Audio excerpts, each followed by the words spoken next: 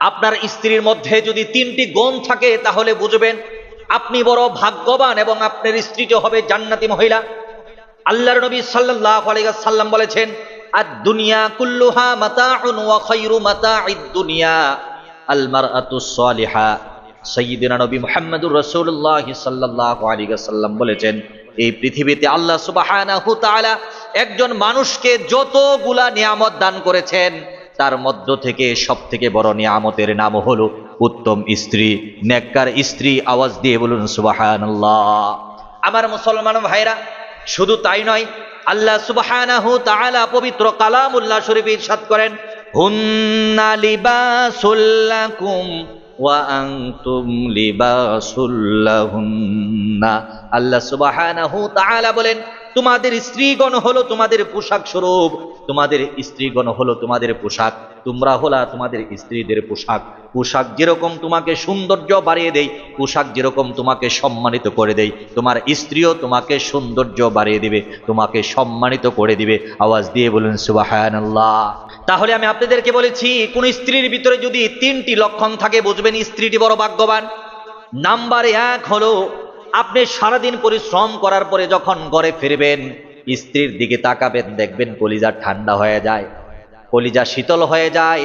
সারাদিন পরিশ্রম করার পরে ঘরে এসে যদি দেখেন স্ত্রী আপনার দিকে তাকিয়ে মুচকি হাসি দিয়েছে, আপনার জন্য শরবতের গ্লাস বা পানি এনে পাখা এনে বাতাস দেয়, আপনার কলিজা বড় ঠান্ডা হয়।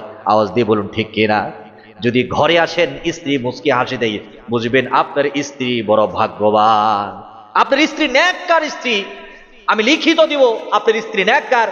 কারণ সারাদিন পরিশ্রম করার পরে যখন ঘরে ফিরবেন, যখন দেখবেন স্ত্রী মুচকি হাসি দিয়েছে আপনাকে দেখে, তখন আপনার কলিজা ঠান্ডা করে দিবেন কি?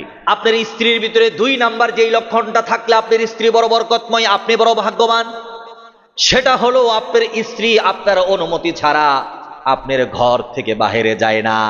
আমি এই কথা বলছি না যে অনুমতি ছাড়া ঘর থেকে বাথরুমে যায় না, রান্না ঘরে যায় না, কিংবা ঘর থেকে উঠোনে বের হয় না, আমি এটা বলছি না। আমি বলছি আপনার স্ত্রী আপনার অনুমতি ছাড়া বাজারে যায় না, আপনার স্ত্রী আপনার অনুমতি ছাড়া বাবার বাড়িতে যায় না, আপনার স্ত্রী আপনার অনুমতি ছাড়া পাশের বাড়িতে যায় না। আমার মুসলমান ভাইরা, আমরা তো আমাদের এই চোখ দিয়ে এমন ঘটনাও দেখেছি, পাশের বাড়িতে বিয়ে হয়েছে, 20 বছর 30 বছর সংসার করেছে, স্বামীর অনুমতি ছাড়া কোনোদিন মেয়েটা তার বাবার বাড়িতেও যায় না। যদি এমন হয় আপনার স্ত্রী আপনার অনুমতি ছাড়া বের হয় না, বুঝবেন আপনি বড় ভাগ্যবান, আপনার স্ত্রী বড় বরকতময় স্ত্রী, জান্নাতি স্ত্রী। 3 নাম্বার গুণটি হলো, আপনি যেই পুরুষকে অপছন্দ করেন, আপনি নিষেধ করে দিয়েছেন অমুক দেবরের সাথে, অমুক বাতিজার সাথে, অমুক বাইরের সাথে কথা বলা যাবে না, তাকে ঘরে আনা যাবে না। আপনার স্ত্রী আপনার কথা অনুযায়ী চলে, তাকে ঘরে আসতে দেয় না, তার সাথে কথা বলে না।